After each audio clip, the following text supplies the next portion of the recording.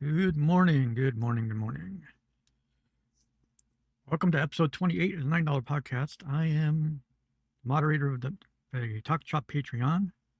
My name, everyone calls me Drewski. Real name is Drew. Not going to say the last name because it's been butchered by half the population of the world.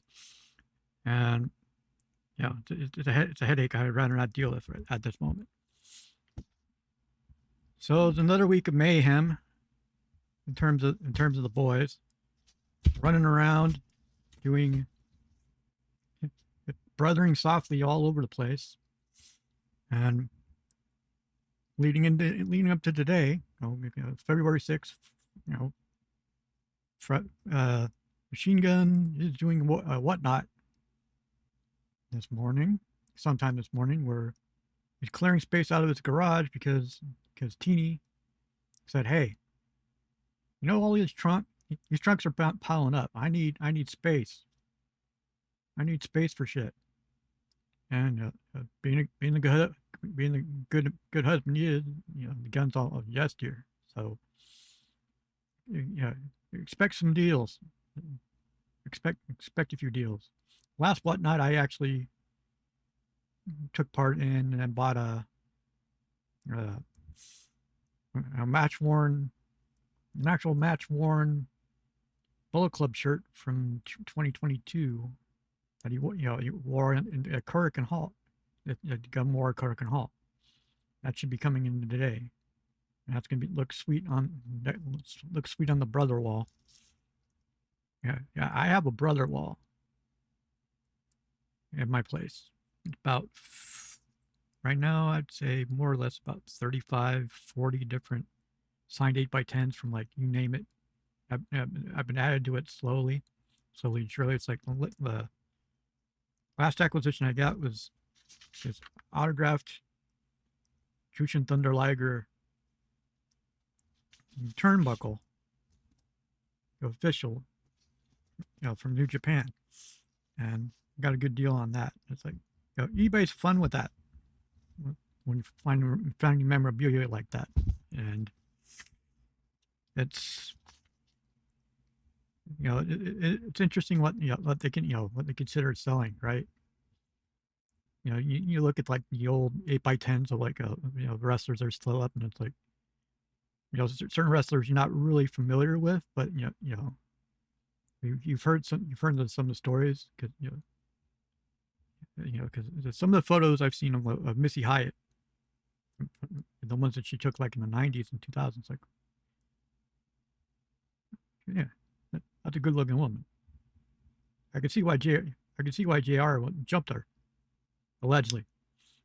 And if you believe the story, is half of Crockett Promotions. But she, you see stuff like that. You see like official merchandise where they claim to be official merchandise. You have to be really careful about it, because there's a whole lot of bootleg shit. Make sure the certificate of authenticity and all that. It's sort of the same thing when like guitar shopping. It's like you see a price, it's like, okay, it's a little too good to be true, and they say it's something else. They claim it's like wow, what a great deal! I can get like a Gibson for like $200 from China. No. First off, Gibsons don't come from China. It's like, that's your first clue. Epiphones, yes. Epiphones are made overseas. Gibsons are U.S. only. That's why they cost a little bit. And it's a little bit of trial and error. It's like, that's why it's because in China, it's like, it's much like Mexico. It's like, copyright. What's that? Yeah, they treat copyright as a rumor over the water. Let's see what else is going on today. Oh yeah, Luke Gallows and his son. See, his son, we affectionately known as Brush. I've known as Brush Boy for about 5, 10 years. My real name's Cade. He grew up to be almost a spitting image of his father. You know, ended up being like I think, high-ranking wrestler in the state of Georgia, amateur-wise. So he knows the carny ways. He's been helping Gallows run the gimmick table since he was 8, right? So he knows his way around backstage and stuff. So it was only a matter of time before he caught the bug. But you have to wonder about sometimes like a lot of wrestlers will tell their like tell their kids, no, you don't want to go.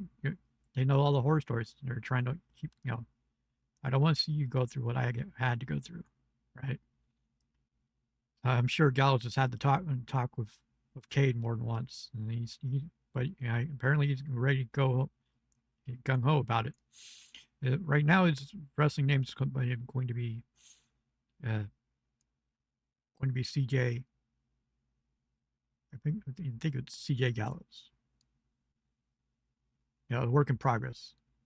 But the running joke is with us, with some of the boys, is that he's angling for the Dorian DeVille gimmick because Gallows ain't using it, and then Gallows is refusing to give him the Dorian DeVille gimmick, but Cade is persistent. Or give him that, right? So that's going to happen tonight, and video that will be coming up pretty soon. And it's funny, it's like the past couple days. It's actually last night. The actual MLW Battle Riot show replayed on YouTube, and once again, Twitter lost their ever-loving fucking mind, realizing that Gallows was Festus. I mean, the online discourse was amazing. It's just, there's some people, complain, well, why wasn't the freaking Deacon part of it? It's like, you can't have half that battle royal. It's like 20 different Gallows gimmicks. After gimmick number 4 or 5, people are gonna be like, all right, already, come on, right? And it's good that they got another MLW show coming up pretty soon. Congrats to Cross being the new champ. Working all the way from the Shawn Michaels position at number 1 to seal the deal, and see what he does with the MLW. It'd be interesting to see what happens going forward because they're getting back into doing like a television show. I don't know if they're searching for a network or not, but it's something to keep an eye on.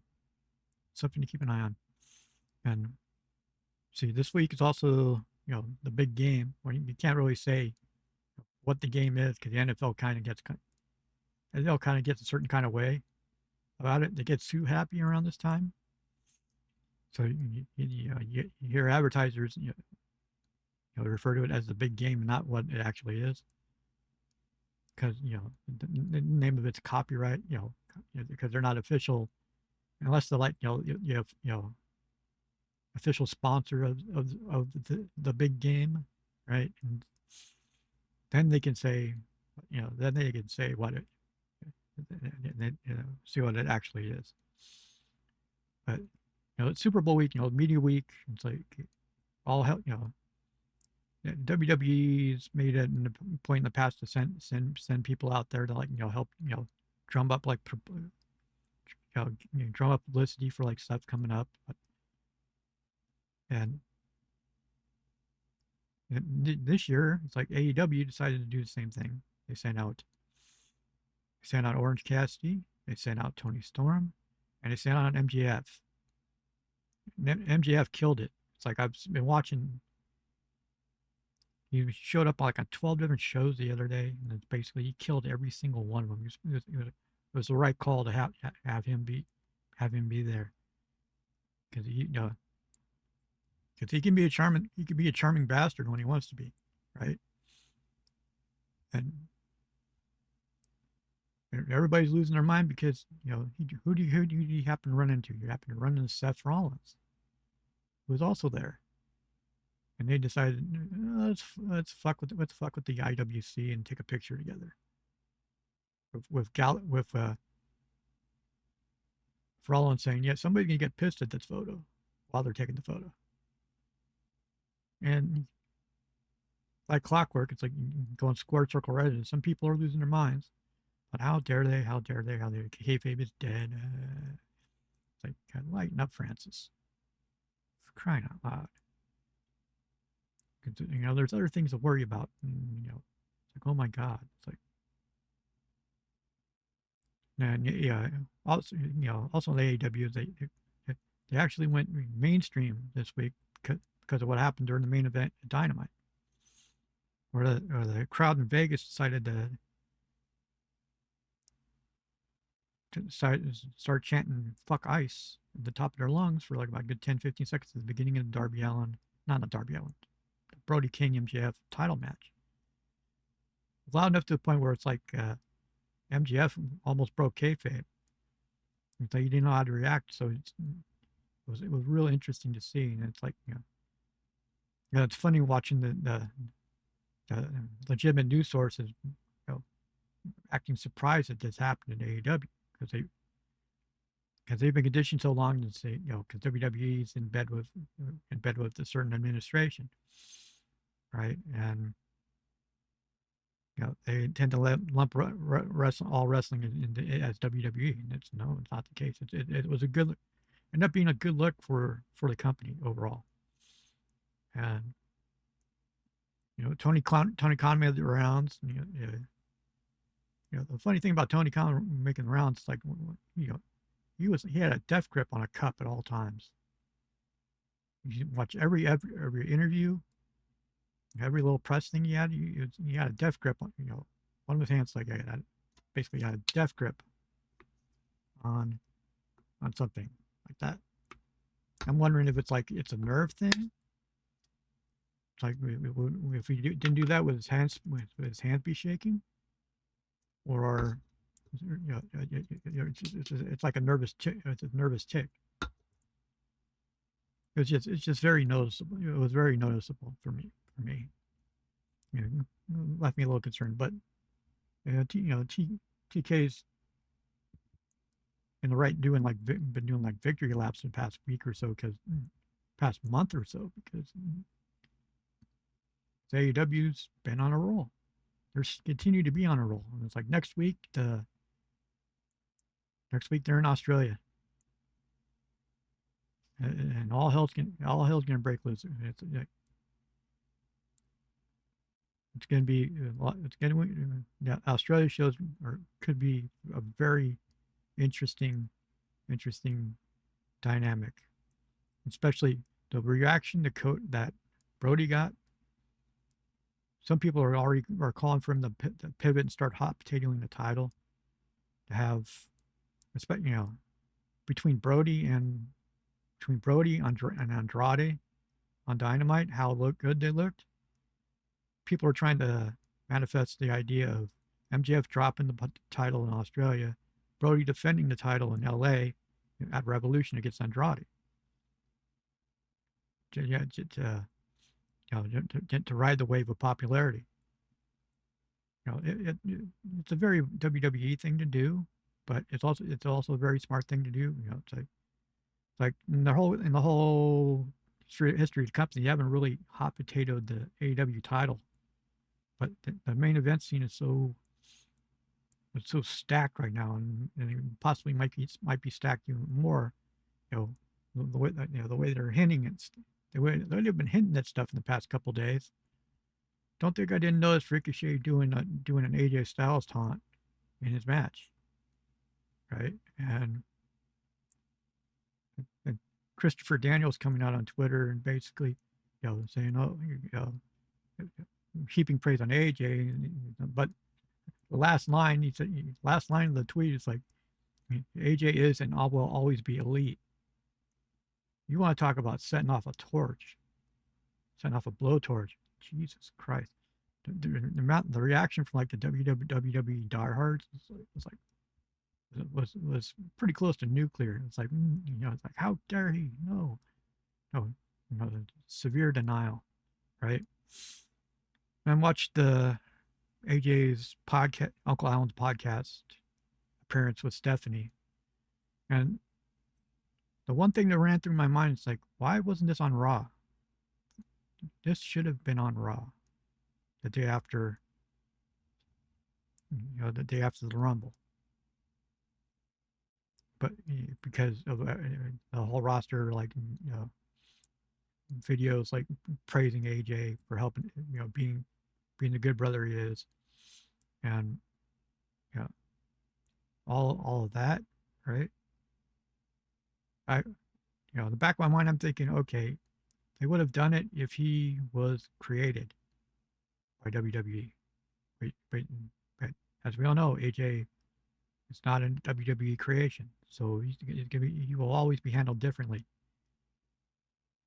Always, yes, it's a holdover from Vince. It's like, if we didn't create you, it's like, we're not going to really push you that hard.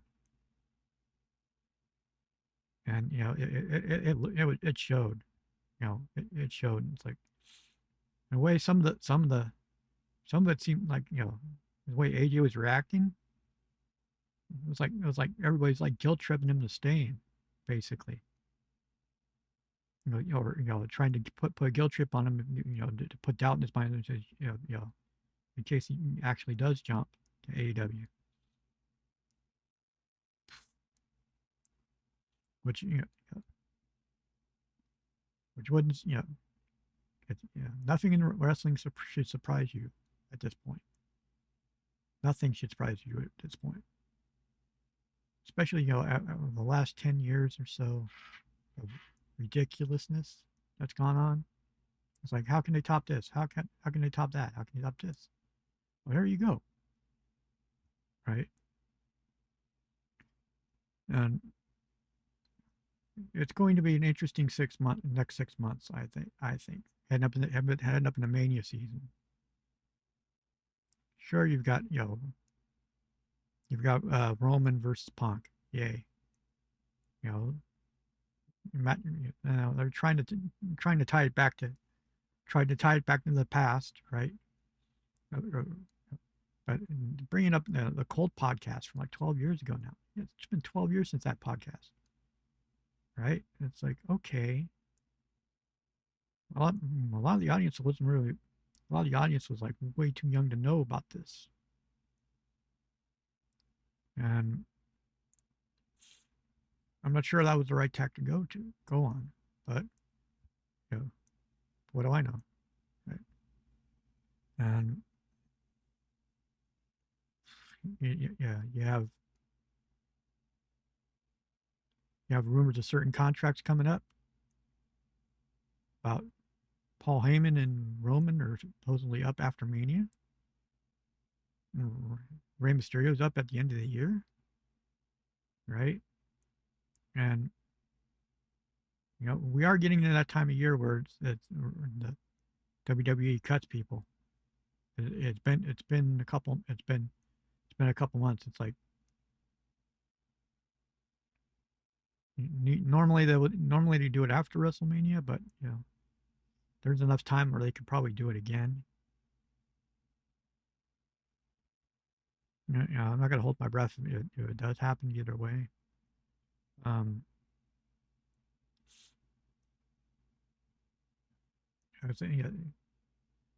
know that WWE's quietly burying their tag team division again. It's like, so have you seen the Motor City Machine Guns lately, or the Street Profits lately? Look what they did with the War Raiders, right? You swear that Vince was back, because Vince hates tag teams, right? And sudden de-emphasis on tag teams over the past couple months, right? And you still have the New Day there, and it's like, why are you're de-emphasizing the tag division? You got,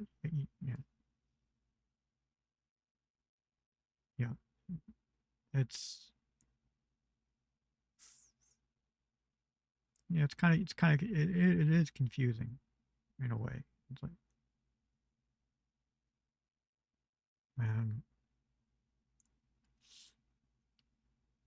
in terms of the boys, like the boys actually finally getting sponsored for this for their train wreck, the train wreck known as TalkNShop. after 12 plus years of the Tokyo Dome hotel shenanigans and putting up Jericho trying to hijack the show for 2 years. In my opinion, tried to hijack the show.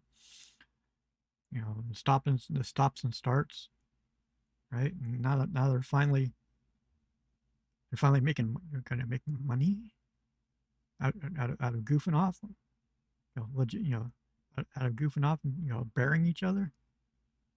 You know, that's a great thing. That's a beautiful thing. So I checked the latest podcast.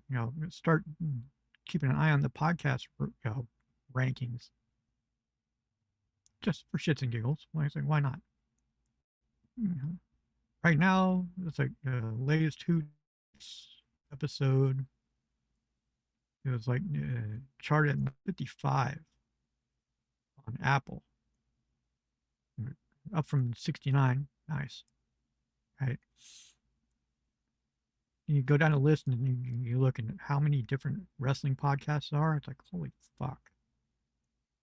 I saw like, it was like 250 listed, right? And some of them were like, legitimate, really big names, right?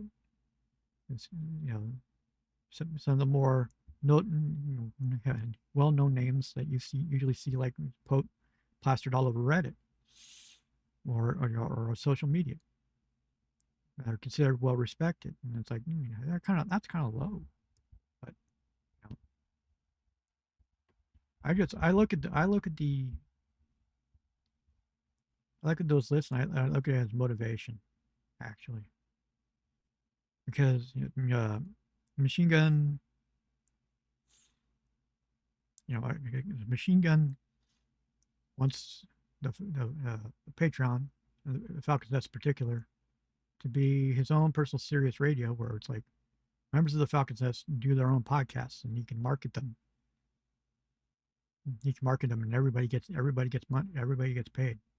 He said more than once he wants to make stars out of people in the nest, which is it's like giving back, really, right? If you look at it in a certain way,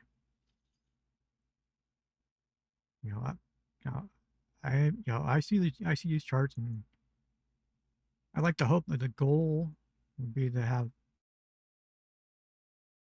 casts on,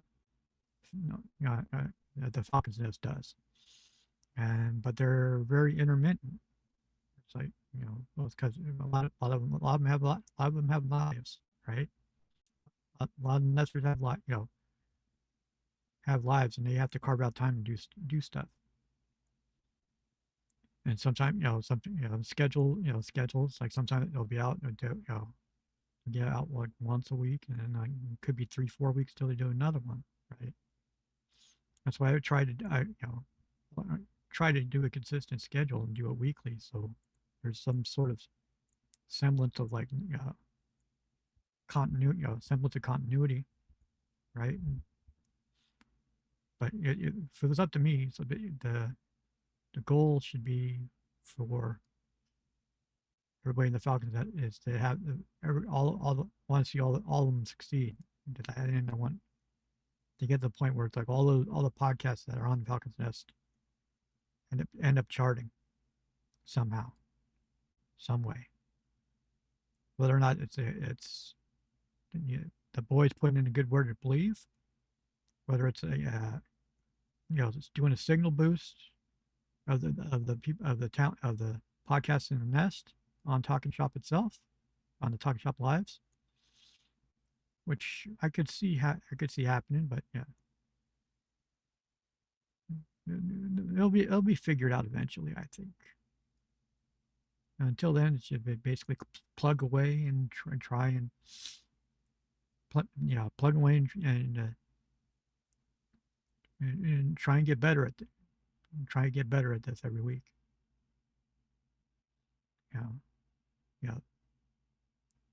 Try upgrade stuff. Try and not ramble as much. Try to stay on topic. Staying on topic is real fun when you're old, right? mind tends to wander, shiny objects and shit. Luckily, that it's it's a good it's a good primer to trying to maintain focus, and because I'm not trying to I'm not trying to reinvent the wheel doing this, right? I'm no Joe Rogan. Yeah, yeah, yeah. Thank God. But I want I'm just a fan. I'm just trying to do this stuff. You know, talk about stuff I enjoy. I have a couple people on Twitter, trying to rage bait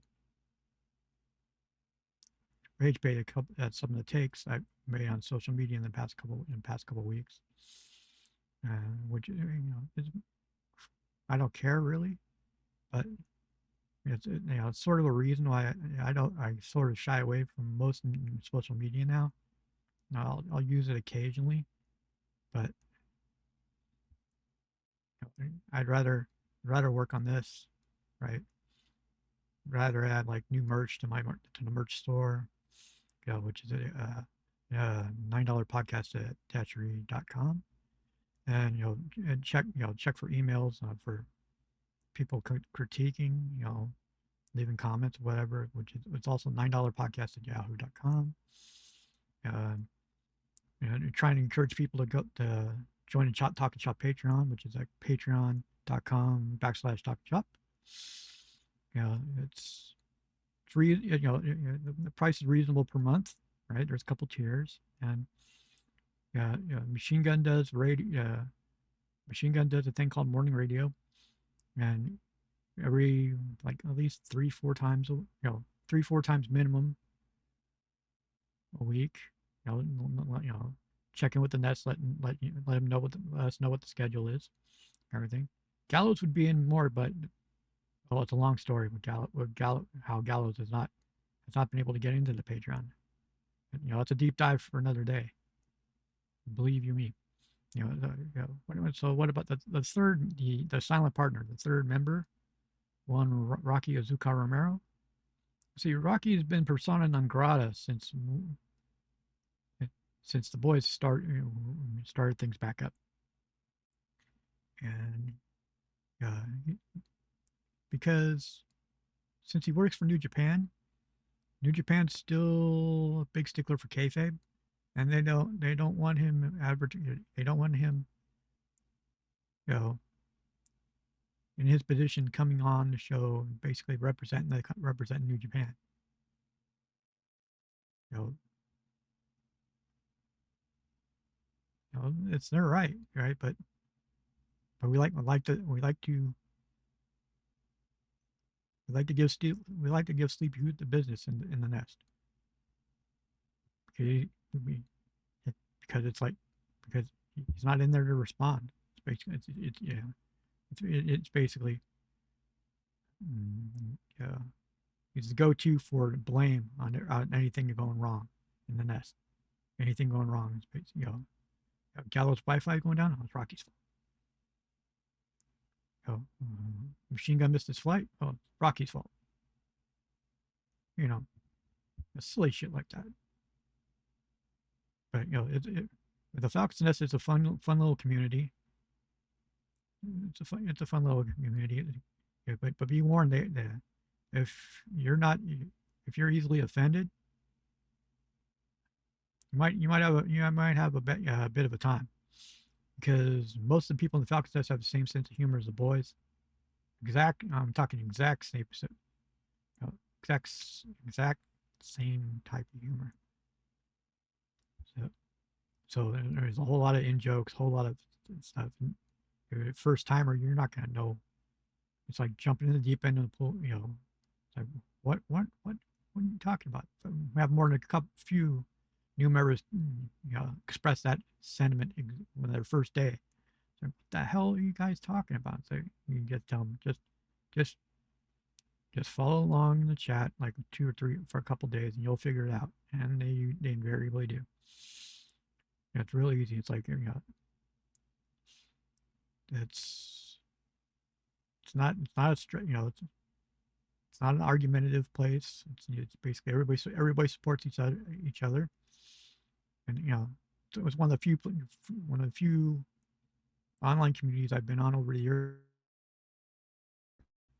Roots for everybody else. It's like no negativity, right? No backstabbing, none of that shit. It's great. You know, if only life was like that, though.